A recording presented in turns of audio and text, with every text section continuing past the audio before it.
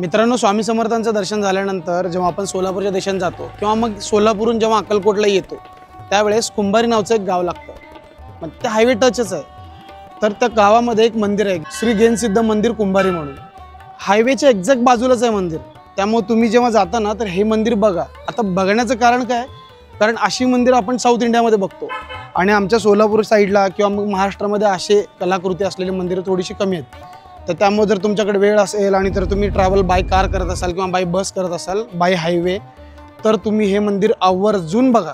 कारण खूपच सुंदर मंदिर आहे आणि खूपच पीसफुल आहे, जे तुम्हाला नक्की आवडेल, नक्की आवडेल. तर हे तुम्ही मंदिर बघा, मी तुम्हाला दाखवतो आता. तर चला बघूया.